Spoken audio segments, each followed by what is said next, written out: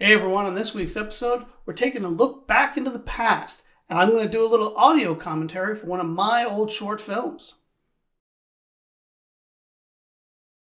Hey everybody, it's Michael Sheridan here, and in this week's episode, I'm really kind of jazzed about it because we're going to take one of my old short films, and we're going to do a little audio commentary.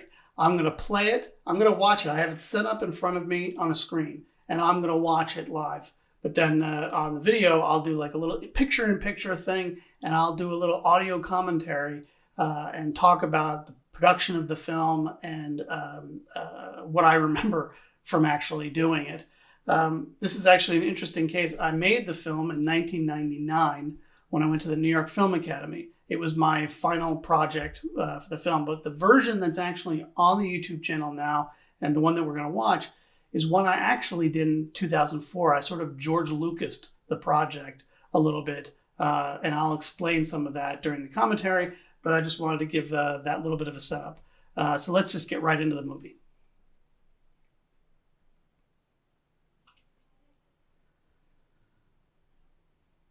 Okay, and it's funny, this is actually the music from Jurassic Park. Again, this was a student film that I did in 1999. When I was at the New York Film Academy in New York. I did night classes for 4 weeks. And it was a great experience. Not in 4 weeks. I forget, actually, I think it was 8 weeks. I think it was an 8-week program. And this was one of my classmates, Paul Coughlin. We did a couple of projects together. I haven't spoken to him in years. The funny part is, if you've seen the movie The Post with Tom Hanks and Meryl Streep, he's actually an extra in a dinner scene at Meryl Streep's house, which is pretty funny.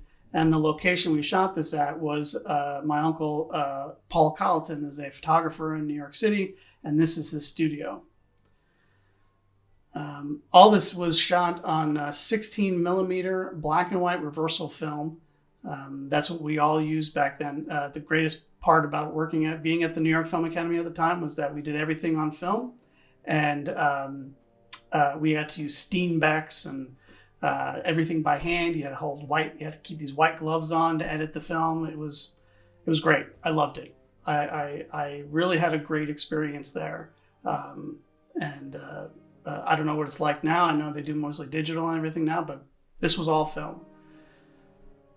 These are all pictures and everything that was actually on the desk, except for we took some pictures of Paul. He provided a few of the photos that you'll see here. And then that's me right there on the right. These are a bunch of my friends. It's a picture I took in high school during a senior trip in high school. I always try to kind of do little cameos, especially then. I was always doing like Hitchcockian cameos in all my short films. That's a photo that Paul did here. This was really a fun experience to do this because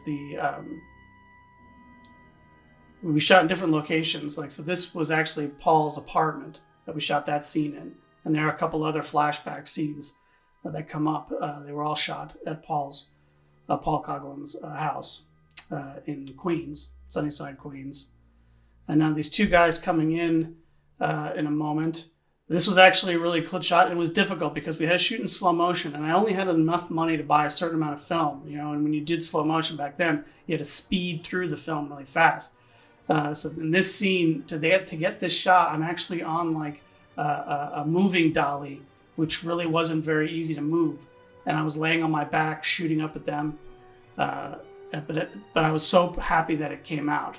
I also found out later that there was a big dent in that filing cabinet, and my uncle wasn't too happy about it.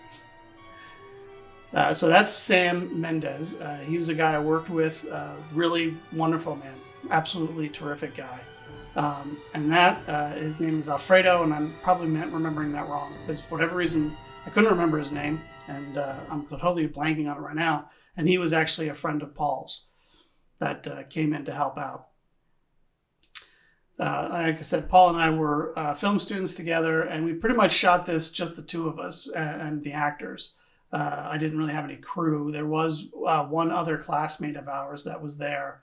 I don't remember him being there the whole time. He was only there for a period of time while we were there.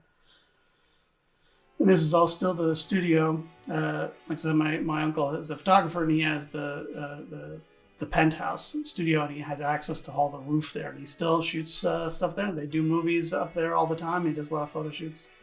And this is Genevieve. She was an actress that my uncle actually helped me find. She was lovely, a really lovely woman.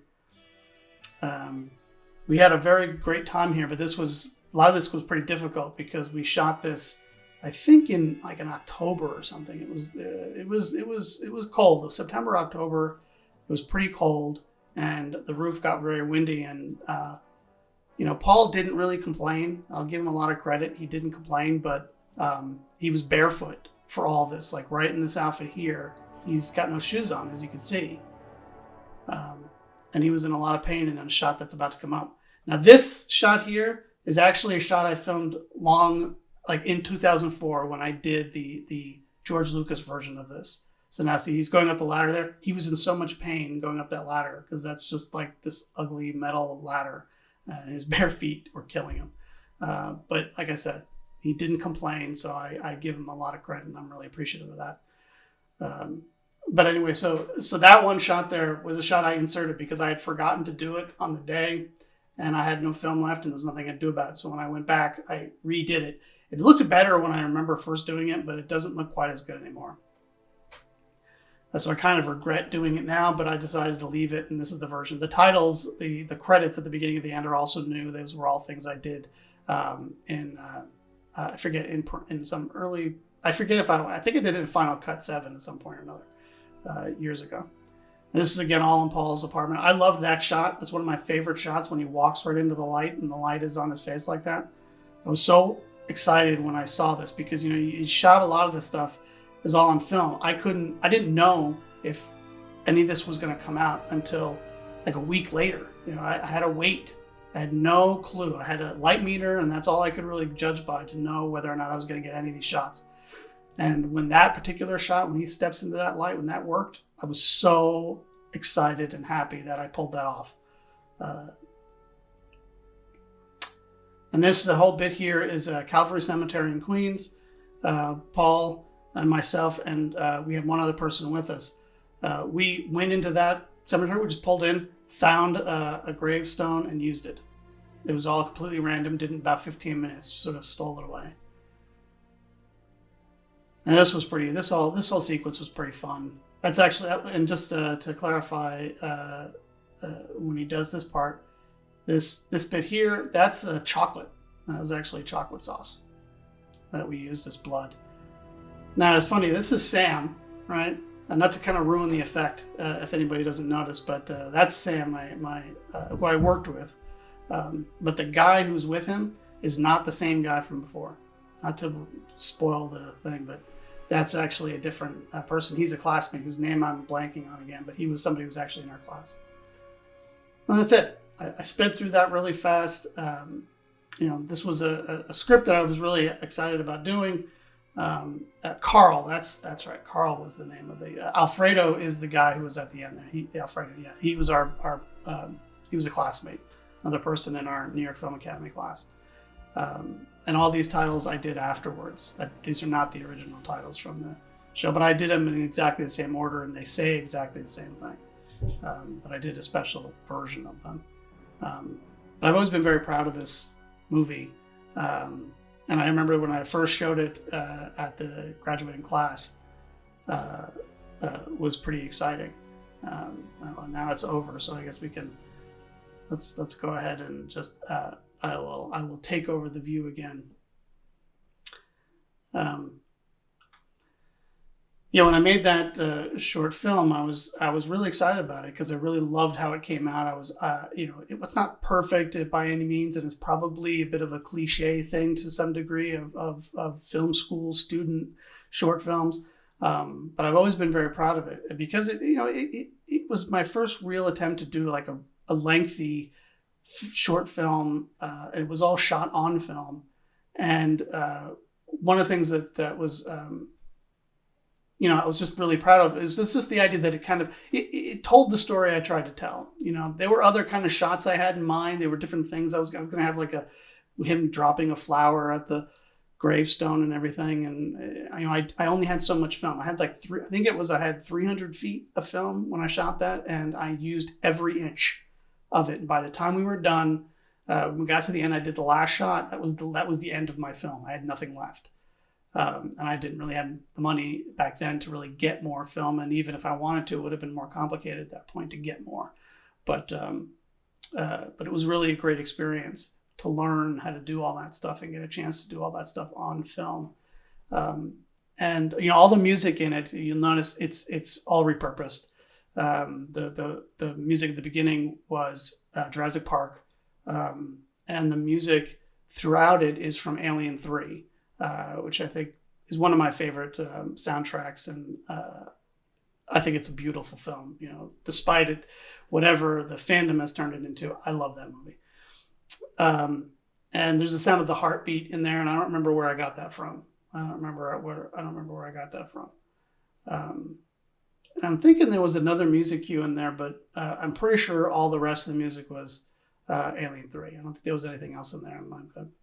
My mind's going blank on that now. And I kind of wanted to keep this fresh, so I didn't actually watch this beforehand. I'm watching it now and just sort of spouting out all the different memories I have from filming it. There wasn't any other kind of major challenges when we did it, except it was cold.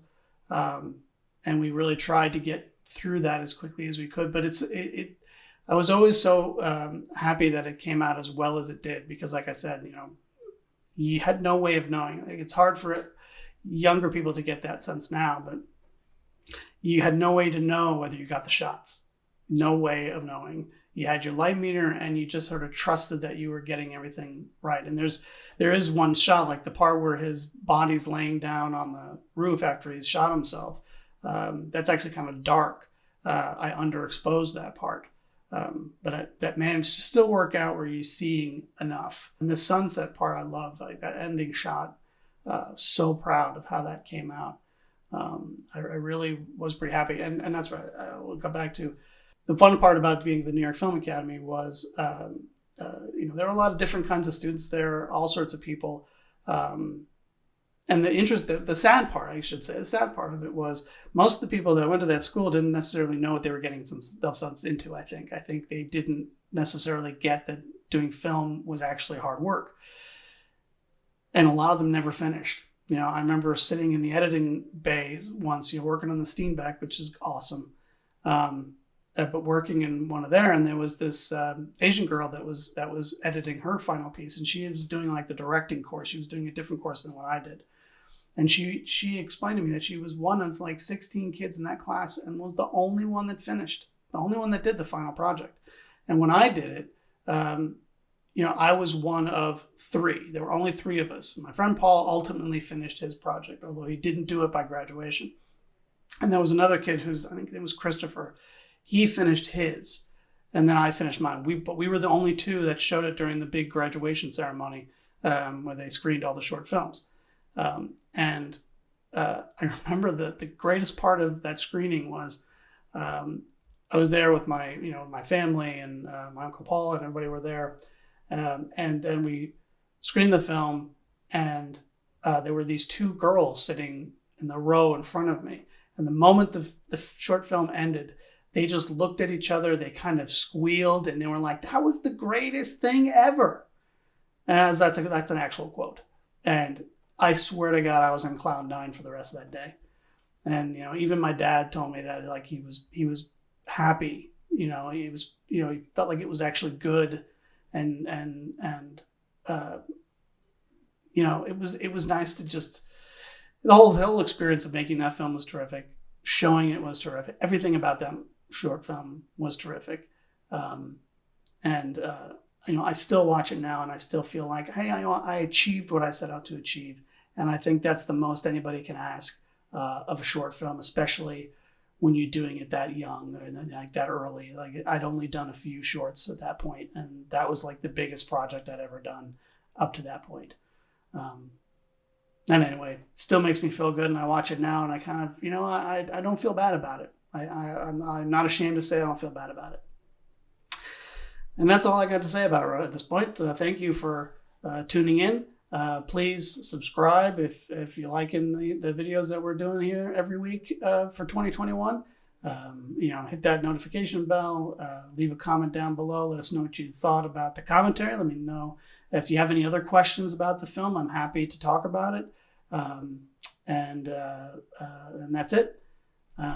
Still working on my catchphrase. Haven't quite figured that out yet, but I will eventually. And that's all we got for now. So see you next week.